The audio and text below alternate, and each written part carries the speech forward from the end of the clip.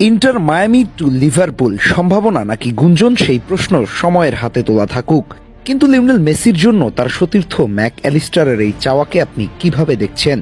যদি মেসি বিশ্বকাপের আগে লিভারপুলে চলে আসেন, তার জন্য 10 নম্বর জার্সিটা স্যাক্রিফাইস করতে প্রস্তুত রয়েছে ম্যাক অ্যালিস্টার। সেদিন ম্যাক অ্যালিস্টার একটা ইন্টারভিউতে এমনটাই বলেছেন। ব্যাপারটা এমন যে উৎফুল্ল হয়ে আছে। একজন মেসি তার সতীর্থদের কাছে কেমন বুঝতে পেরেছেন আর্জেন্টাইনরা মেসির জন্য সবকিছুই করতে পারেন। এটা যেন তার একটা চূড়ান্ত এক্সাম্পল। চলুন পুরো ব্যাপারটা নিয়ে আলোচনা করা যাক।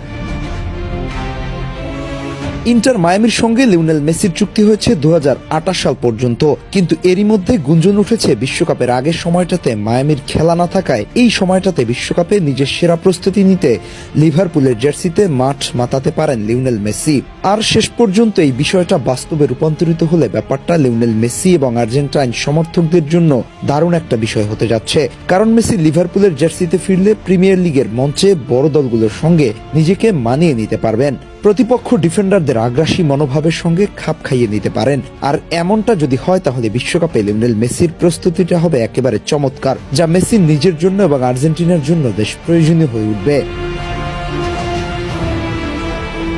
এই প্রেক্ষাপটে আরেকটা গুরুত্বপূর্ণ দিক না বললেই নয়। লিভারপুলের মতো হাই ইন্টেন্সিটি প্রেসিং নির্ভর দলে মেসির সম্ভাব্য আগমন শুধু